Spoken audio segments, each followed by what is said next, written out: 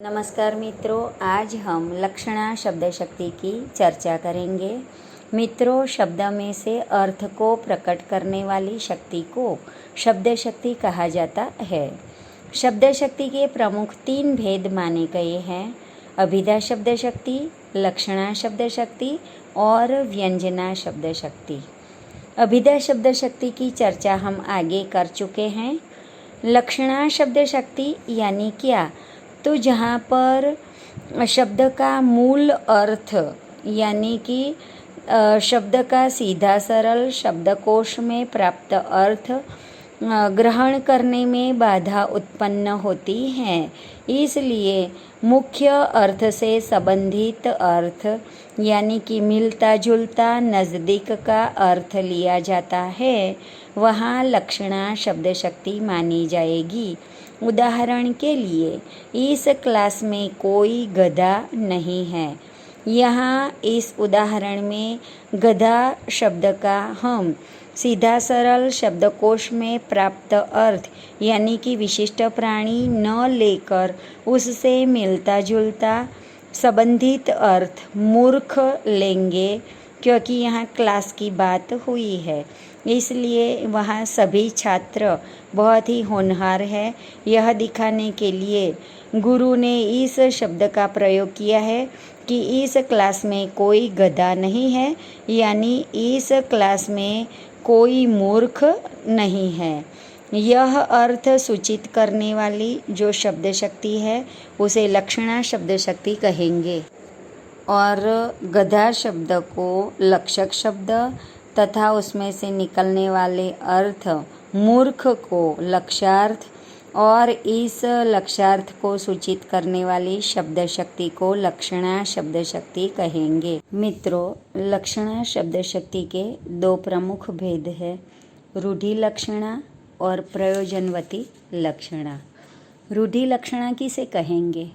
तो रूढ़ि लक्षणा यानी जहाँ रूढ़ि या परंपरा के कारण शब्द का वाच्यार्थ ग्रहण न करके लक्ष्यार्थ ग्रहण किया जाता है, वहाँ रूढ़ि लक्षणा मानी जाएगी।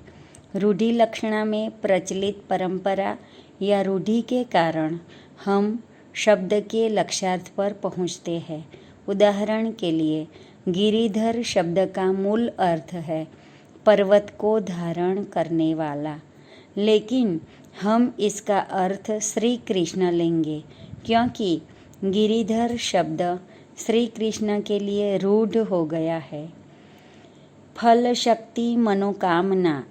फल शब्द का मुख्यार्थ है फल से युक्त होना, किंतु यहाँ फली का अर्थ लिया गया है पूर्ण हुई। फली शब्द का अर्थ रूढ़ हो गया है। लक्षणा शब्द शक्ति के दूसरा प्रकार है प्रयोजनवती लक्षणा। इसमें कवि या लेखक एवं वक्ता किसी खास प्रयोजन से ऐसे शब्द का प्रयोग करते हैं जिसमें से लक्ष्यार्थ निकलता है, अर्थात जहाँ किसी विशेष प्रयोजन के कारण शब्द में से वाच्यार्थ ग्रहण न करके लक्ष्यार्थ ग्रहण किया जाता है, वहाँ प्रयोजनवती लक्षणा मानी जाएगी। उदाहरण के लिए, किसी भक्त कवि ने कहा है कि मेरी संपत्ति तो श्री कृष्ण है। यहाँ संपत्ति का अर्थ है जमीन, जायदाद, पैसा, लेकिन यहाँ हम संपत्ति का जो मूल अर्थ है उसे नहीं लेंगे, बल्कि उससे नज़दीक का अर्थ विपत्ति को दूर करने वाला ऐसा लेंगे।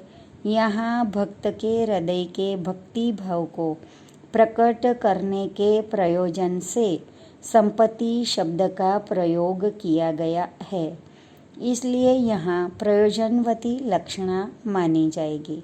ठीक उसी प्रकार एक दूसरा उदाहरण देकर हम समझते हैं कि मोहन गधा है। यहाँ कहने वाले का यही प्रयोजन है कि मोहन नाम का कोई लड़का है जो मूर्ख है, इसलिए उसने मोहन को गधा कहा। वैसे तो गधा शब्द का वाच्यार्थ हम सब जानते हैं कि 4 पैरों वाला एक जड़ प्राणी, लेकिन इस वाक्य में खास प्रयोजन के कारण यहाँ उसका मूल अर्थ न लेकर उसका लक्ष्यार्थ लेंगे। प्रयोजनवती लक्षणा के और